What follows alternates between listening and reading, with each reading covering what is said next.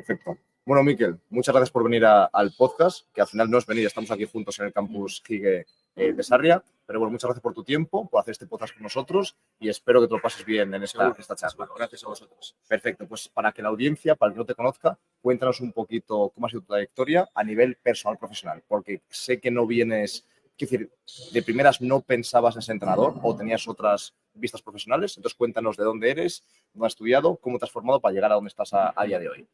Bueno, la cosa empieza que yo tengo un hermano mayor que él sí que juega baloncesto, practica, y yo ya desde pequeño empiezo a tener todo este entorno de baloncesto, de pasión, de despertarse pronto para ver algo de NBA, para seguir a nuestro equipo de Bilbao Basket y tal.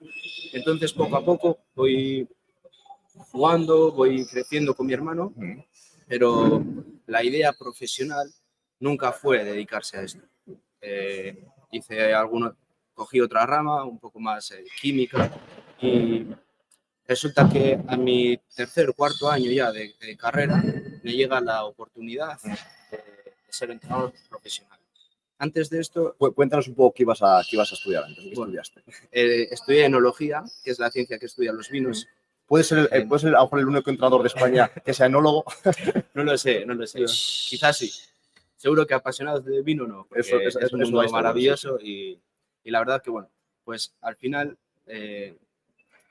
yo desde pequeño, desde los 17 años, empiezo a entrenar, empiezo en cadetes, luego en juvenil y ese último año de carrera, pues recibo una llamada de Ser Alonso, de Araberri, y pues me llega la oportunidad. Por tanto, detengo esa carrera hacia la enología, no la pasión, no disfrutar de este mundo, ¿no? Que al final sales por ahí y siempre está bien disfrutar de un buen vino. Y ahí en 2017, pues empieza esta carrera. Cuéntanos en qué sitio has estado. Por ejemplo, comenzaste en Araberri, pero sé que, aunque eres joven, has ido por muchísimos sitios. Resúmenos un poco cómo ha sido tu paso, por qué equipos, qué temporada, etcétera. Bueno, por suerte estoy teniendo una travesía bastante movidita. Empecé en Araberri, 2 años en Leboro. Después me moví a Real Betis. Trabajé un poco más en jugadores proyecto, formación de jugadores de los chicos que podrían llegar o no en un futuro al equipo de ACB. Trabajé o ayudé un poquito con el estudio de estadísticas y de tendencias con Javi Carrasco, con Curro. Tras ese año, que por mala suerte que llegó el COVID, y me llegó la oportunidad de viajar a Islandia, que sería uno de los primeros viajes. Después volví otra vez a España, a un club de Tizona que estaba ahí en reconstrucción y ya se ha visto que ha ido muy bien. Y después de eso, con Miguel Ángel Hoyo, que es quien nos ha traído aquí al campus, consigo viajar a Rumanía otros 2 años, llegando a jugar ahí competición europea y tal. Mientras esto, que esta es la trayectoria de clubes, después de Islandia me llega también la oportunidad de formar parte del staff de la selección nacional de Camerún, en el cual estoy 4 años, el ciclo olímpico con el premundial y con el Afrobasket.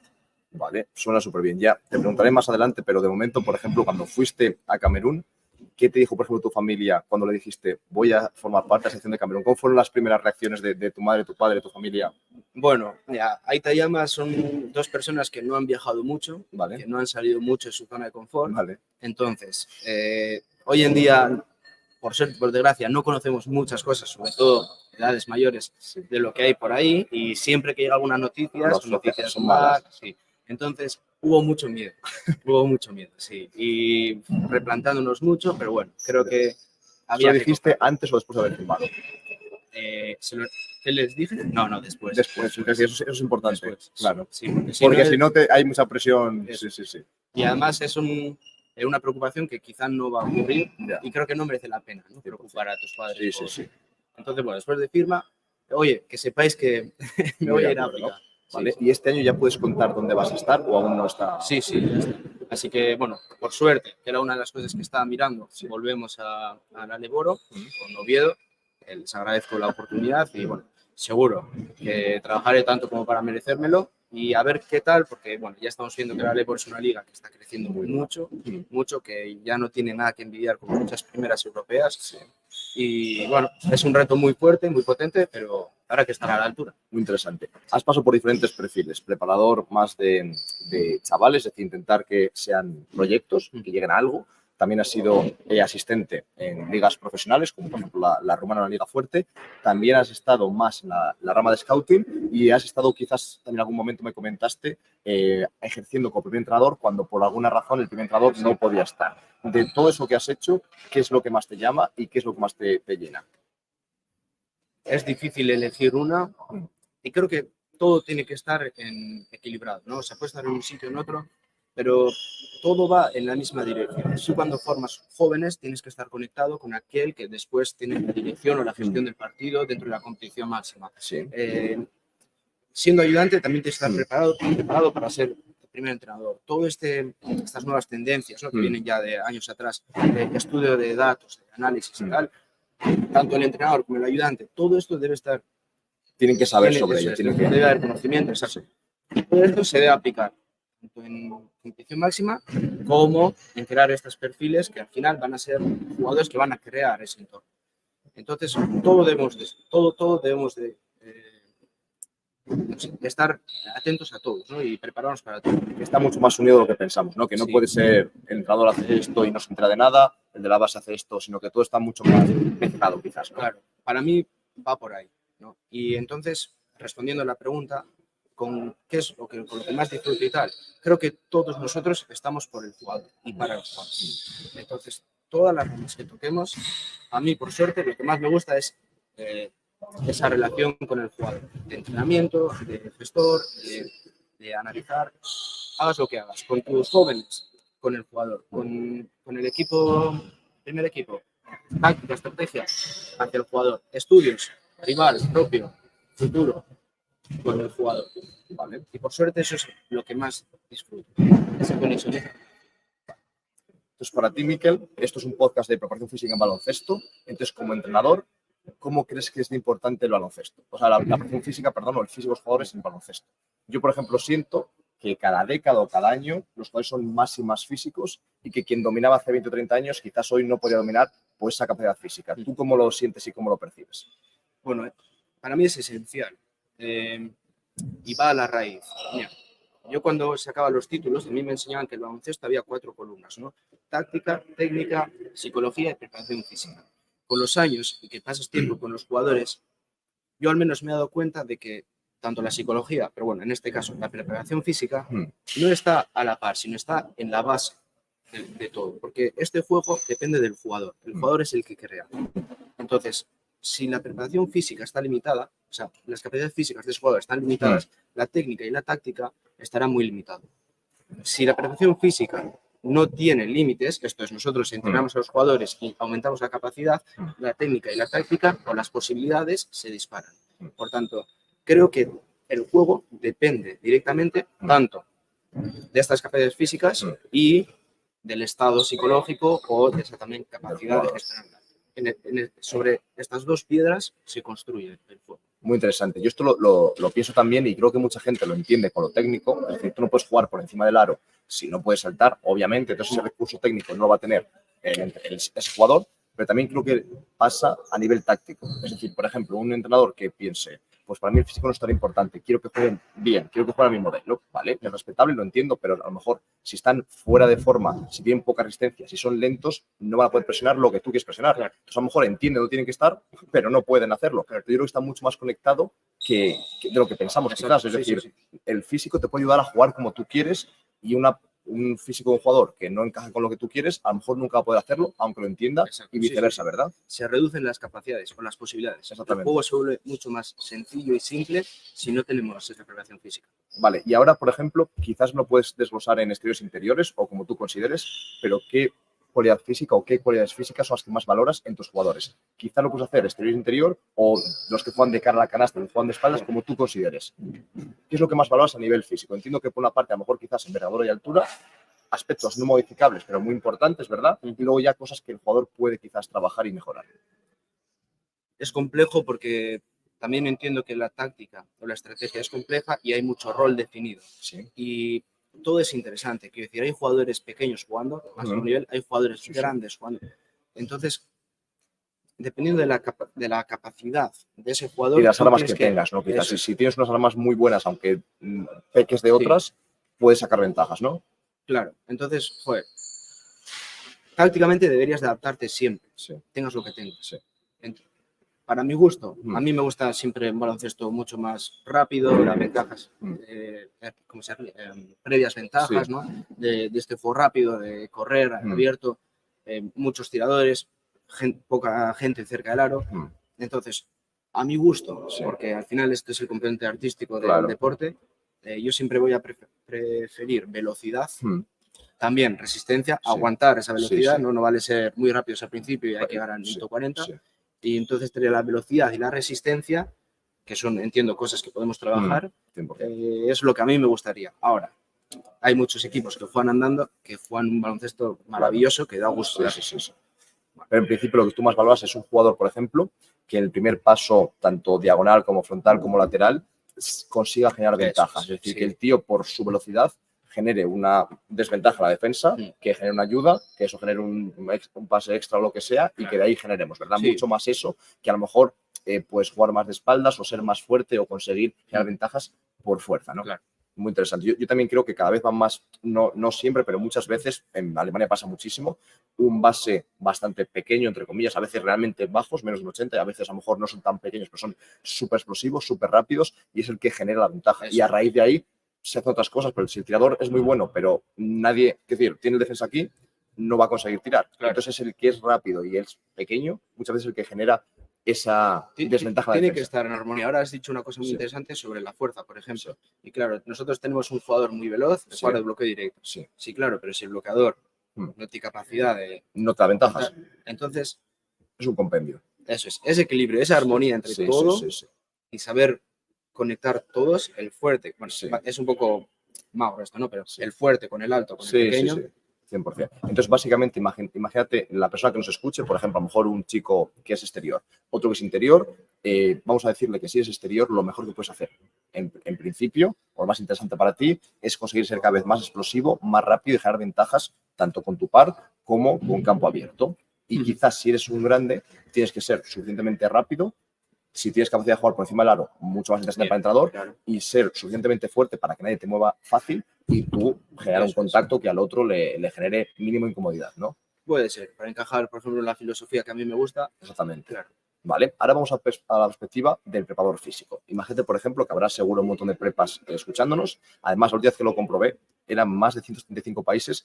Nos escuchan, o sea, de todos los sitios, gente de África, gente de Estados Unidos, de muchísimos sitios. Exactamente, muchas gracias. Entonces, ya no es que haya mucha gente en muchos países, depende de qué país, pero tenemos mucha gente en países que en principio serían raros para nosotros, pues nos escuchan. Entonces, para esos prepas, coméntanos qué es lo que tú valoras en un prepa. Imagínate, cuando un prepa lo conoces, ya sea como asistente o como primer entrenador, cuando llegas a un equipo o a tu equipo llega un prepa diferente, ¿qué es lo que a ti te da confianza de, hostia, este tío sabe? ¿Qué es lo que de primeras te da confianza? Y luego, ¿qué valoras tú en ese preparador físico? Para que los que nos escuchan sepan hacia dónde tienen que ir con su formación y cómo tienen que intentar trabajar. Bueno, yo creo que como casi parecido al rol nuestro de ayudante es la conexión con el jugador. ¿Vale? Saber que estamos entrenando humanos y no máquinas. ¿Vale? Entonces, saber primero eso y después un puente hacia el juego más completo que puede ser el que propone el entrenador. Saber cómo ayudar al jugador para encajar en ese sistema. Por ejemplo, antes hablábamos, el entrenador quiere jugar un juego veloz, un juego rápido. Saber potenciar esas herramientas para ajustar al jugador a la necesidad que va a tener. Otra cosa que... Es decir, perdón que te corte, o sea, quizás no solamente, imagínate, viene un jugador, no solamente ayudarle a lo que él quiere conseguir, a lo que tú consideras que debe conseguir, sino que como estás en ese modelo de juego y con ese entrenador, a lo mejor tu preparación con ese jugador es diferente a si estuvieses con el mismo jugador, pero en otro equipo, con otro entrenador. Algún pelín en esa línea, ¿no? Sí, siempre que hablemos de un entorno profesional, claro. De rendimiento, de que necesita resultados, sí, pero sin dejar de lado que también vea que hay un futuro. Exacto. Que no usemos al jugador para el contrato que tengamos, sino que también conecte con el jugador y digo, bueno, bien, equilibrados, buscamos este rendimiento y también... Te damos herramientas y armas para tu futuro, ¿vale? Muy interesante, ¿vale? Claro. Entonces, eso es lo primero, el contacto con el jugador. ¿Qué otros aspectos valoras en él y qué te da confianza cuando conoces a un prepa y trabajas de cierta forma y dices, ostras, este tío sabe o este tío creo que es bueno para mi entorno? ¿Qué es lo que valoras o qué es lo que tú crees que debe hacer el prepa? Esa parte humana a mí ya me convence. Bien, podemos ser mejores, peores, pero siempre que haya coherencia en lo que uno hace en su parcela, ¿no? Que todo el vuestro puede ser gimnasio más pista, que esté conectado tanto con el jugador como con el staff técnico. Sí. Para mí eso es el máximo. Y luego, siempre que mantengas valores humanos, lealtad, trabajo, la ética, todo esto, yo creo que a partir de ahí puedes construir, te puedes volver el mejor profesional del mundo. Esto es muy interesante para el que lo escuche, porque muchas veces a lo mejor la gente dice, usted tengo un poco de experiencia, a lo mejor no lo consigo. De momento has hecho cosas que dependen solo de ti. Exacto. Ser buena gente, llegar a ser puntual, ser profesional, ser leal. Eso al final no depende de la calidad que tengas o los conocimientos, es de tenerlo y de querer hacerlo y luego empezar a construir. Y una vez que se construye, ¿qué podrías valorar? Creo que hay una cosa que también debemos hacer, que es formarnos.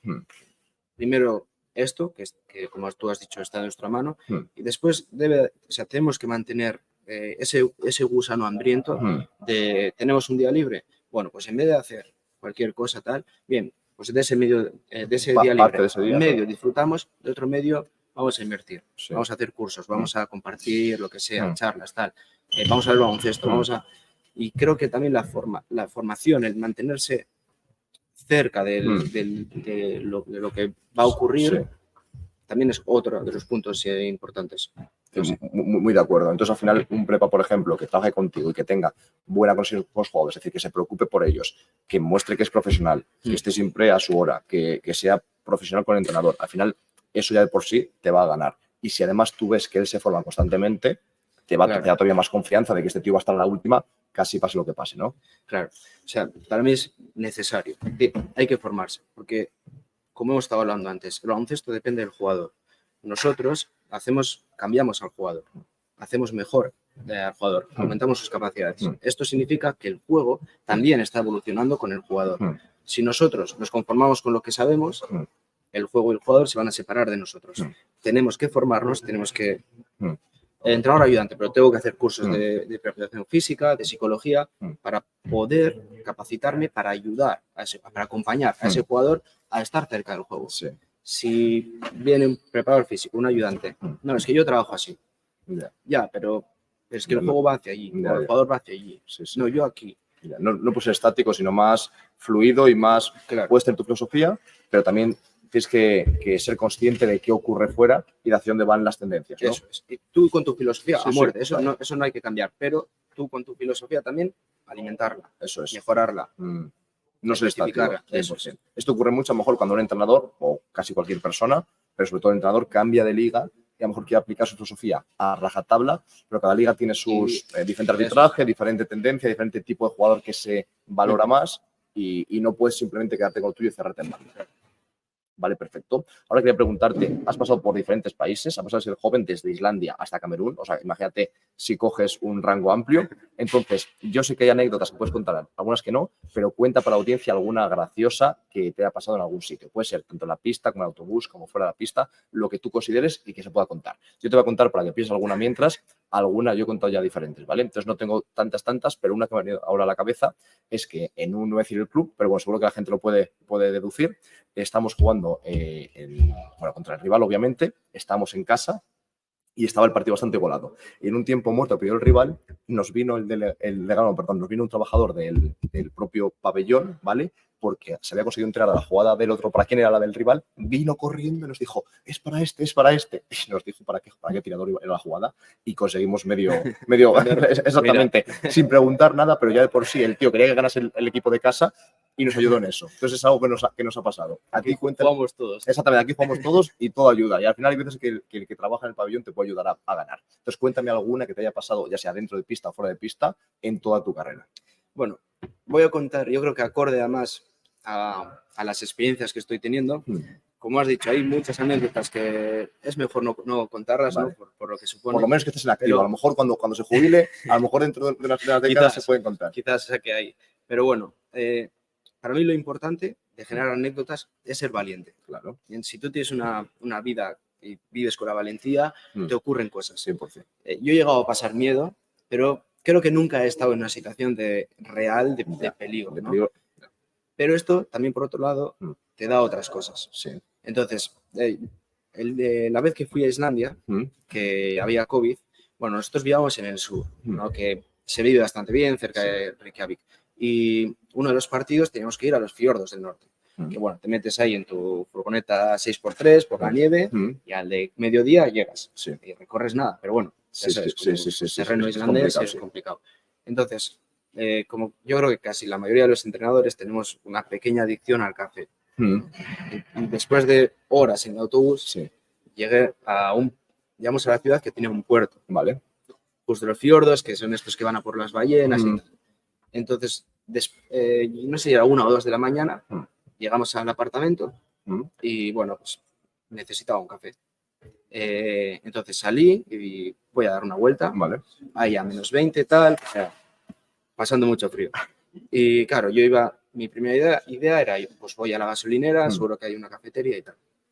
Por suerte, me crucé con un señor mayor. Vale.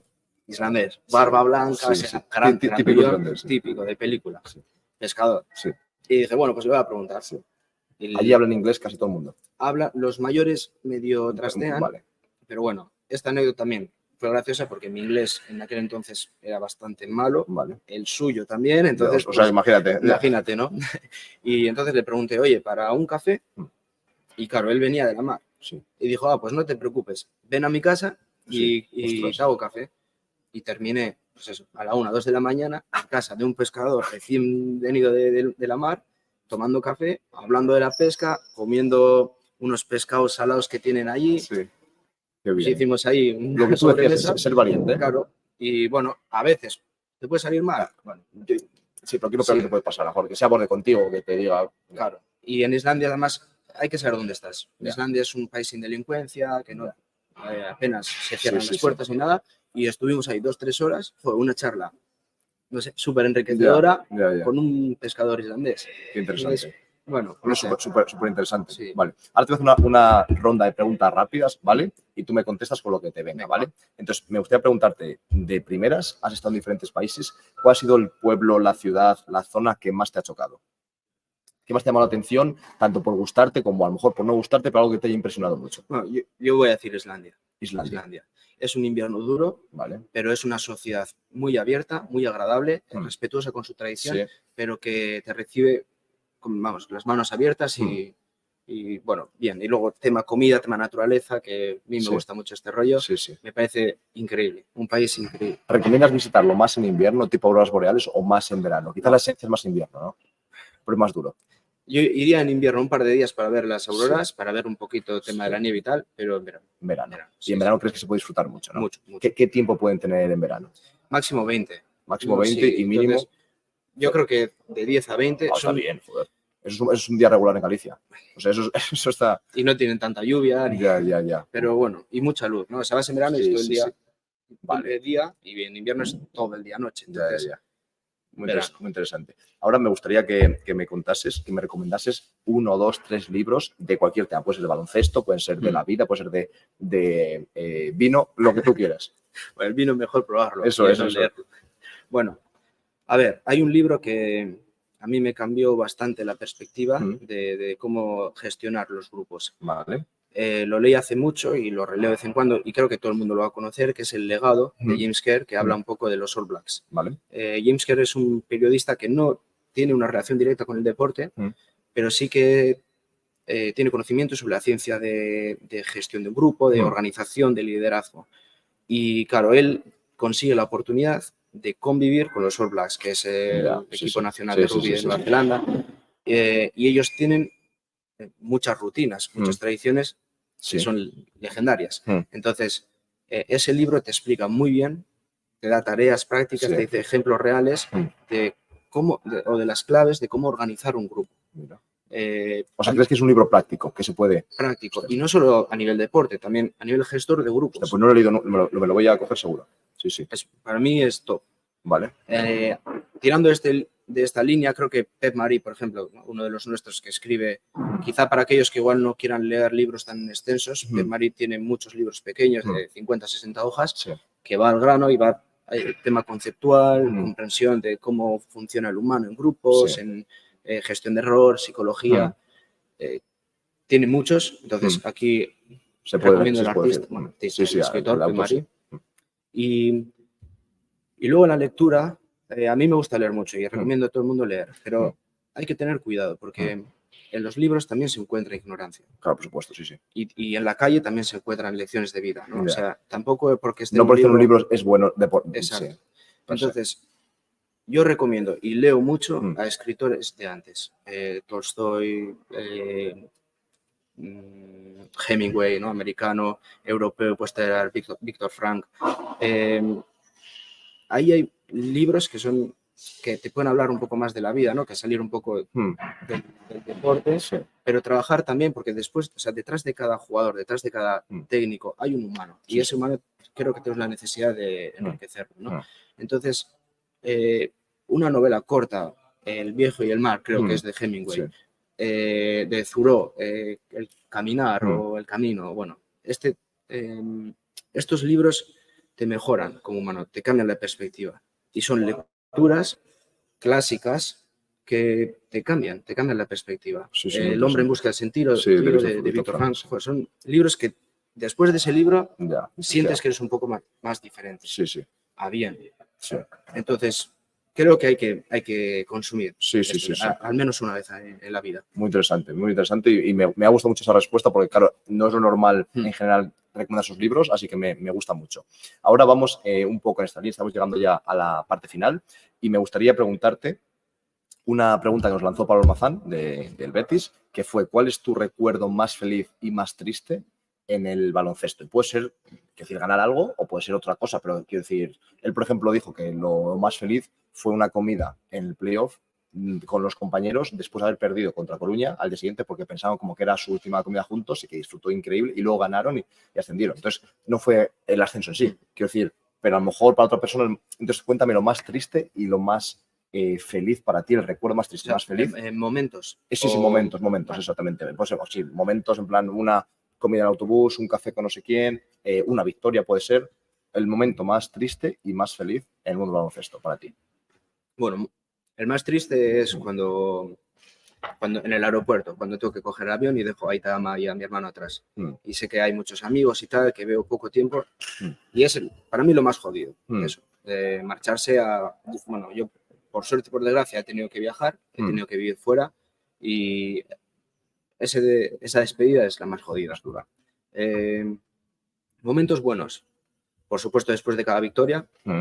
Por ejemplo, en Sibiu, pasándolo muy mal durante el año gracias a que hubo un sistema raro ahí de que puedes quedar quinto y de repente te pasas a ser primero, cosas raras, y conseguimos la medalla de bronce teniendo unos presupuestos más bajos, teniendo un entorno bastante duro, con muchas malas cosas y mala suerte, y bueno, y triunfar con un grupo que consideras tu familia, pues es de lo mejor, ¿no? Eventos especiales que te pierdes, Navidades, Semana Santa, que no puedes estar con tu familia, pero conoces a esas personas extranjeras que te tienen como de ellos, ¿no? Y te invitan a su casa. También son momentos que igual despejas y entiendes que la vida va también, ¿no? Trasciende un poco más Totalmente. Y ahí sientes felicidad. Muy interesante, muy interesante. Ahora vamos ya a la penúltima pregunta y la dejó Matías Camino, tu amigo, y fue: si hicieras un podcast, ¿sobre qué sería y cómo se llamaría? Es difícil, ¿eh? Las aventuras de... no lo sé. Sobre el tema, por lo menos, ¿sobre qué sería? ¿Sobre qué te gustaría? A lo mejor luego nunca se hace, pero ¿sobre qué te gustaría? ¿Tiene que ser deportivo? No. Él, por ejemplo, decías, él le gustaría, y creo que lo va a hacer de hecho, sobre entrevistar a gente de diferentes países. Y creo que va a intentar empezar a entrevistar a españoles que viven en Dinamarca. Entonces, es un poco de lo que tú quieras. O sea, puede ser sobre enología, puede ser sobre viajar, puede ser sobre lo que tú quieras. Baloncesto. Últimamente, por quizá las lecturas que estoy haciendo, mira, a ver qué te parece. ¿Cómo buscar la felicidad? Hostia, me parece que iba a tener En busca de la felicidad o algo así. Pues escucha, yo creo que de aquí puede salir, ¿eh? Y si consigues dar buenas pinceladas, a lo mejor la gente empieza se viraliza, vaya. Porque creo que hoy en día... Es el único objetivo que todos queremos. Y cada vez buscamos, por suerte, más apoyo, psicólogos tal, y profesionales, y creo que es una de las cosas que es la cura de la gran mayoría de estrés o tristezas o de depresiones. Y habría que buscar la felicidad muy 100%. difícil saber cómo. Me gusta mucho. Y ya la última, ¿qué es? Pues justo, ¿qué pregunta te gustaría dejar para el siguiente entrevistado? No sabes quién va a ser todavía, no sabes si va a ser entrenador, fisio, prepa, pero da igual. Tiene que ser una general, ¿no? Bueno, puedes hacer, a ver, claro, si preguntas, por ejemplo, qué sistema... A ver, yo la puedo adaptar, quiero decir, si me dices una muy de entrenadores, pues yo la guardo para el siguiente entrenador. La que más te gustaría conocer del siguiente entrevistado.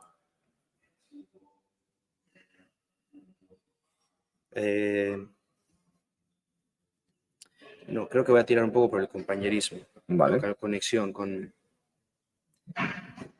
Vale, para todos. ¿Qué es aquello que hace que el trabajador al lado tuyo se vuelva muy buen compañero o un compañero mediocre, normal? O sea, ¿cómo conseguir, por ejemplo, que de aquí un trabajador, un compañero, pase de ser simplemente un compañero a un tío que esté 100% involucrado? No, hostias. O qué es lo que busca o cómo él produce. ¿Cómo conseguirías que...? Ya. Es decir, ¿qué crees que él necesita para eso o cómo tú puedes intentar conseguir eso? Porque creo que es algo que... Esto es interesante. Si tú tienes, por ejemplo, Tail Sebastián, el preparador físico de CBU, yo no lo considero un compañero. Para mí es un hermano. O sea, hemos pasado tantas cosas y tal. Y esa conexión con él te da la vida. Ya. Entonces, ¿cómo favorecer eso? ¿Cómo promover eso? ¿Cómo ser tú? Ya. Para eso, para alguien. Para tu persona. Hostia, muy interesante. Sí, pues buena pregunta para el que le toque. Bueno, pero muy interesante. No sé quién es, pero bueno. Sí, perfecto. Bueno, Miquel, pues nada, ha sido un placer enorme este rato contigo. Igualmente. Espero que hayas pasado bien. Seguro, ¿Y sí. hay algún tema que nos hayamos dejado que quieras tocar? ¿O más o menos hemos dado una buena visión? Yo creo que bien, ¿no? Creo que hemos hablado poco, pero hay una cosa que debemos de hacer, que es seguir formándonos. Ya. Formémonos, porque no vale. Con lo que hoy sé, no vale mañana. Y hay que invertir tiempo, dinero, todos los recursos materiales, sino que tengamos a seguir formándonos y mejorarnos. Sí, 100%. Y eso que sepa la gente que realmente lo aplicas porque tienes poquitas vacaciones, estás aquí, vienes de un campus, estás en otro campus, tanto, quiero decir, por ejemplo, que la gente no lo sabe, pero ahora mismo había una charla de Manu Santos de psicología, tú tenías un ratito libre para descansar y has ido a la charla a verla y a ver qué puedes sacar. Entonces yo realmente creo, aunque hay muchas veces que no sé si te pasa a ti a veces en la sociedad, a mí no me gusta, me disgusta mucho esta idea de la meritocracia no existe. Es injusto porque el hijo no sé quién es rico y tú, a mí me parece que esa filosofía es una mierda. Es decir, pensar así, obviamente cada uno parte de un sitio, obviamente como es lógico, pero pensar que lo que tú te esfuerzas no vale para nada, a mí me parece absurdo. Y yo de hecho pienso lo contrario, yo no conozco a nadie que haya ido persiguiendo algo de verdad y que al final no lo consiga. Yo no conozco a nadie. Es decir, el que quería dedicarse al baloncesto y quería, lo ha hecho. El que quería montar no sé qué, lo ha hecho. Y lo que tú dices, yo creo que es el vivo ejemplo. Entonces, si nos esforzamos, nos formamos, dedicamos esfuerzo continuamente, al final va a llegar cosas buenas, seguro. Seguro. Tarde o temprano llegará. Perfecto. Pues nada, Miquel, un placer enorme. Igualmente. Y nada, ahora vamos a tomar algo en el campus, ¿vale?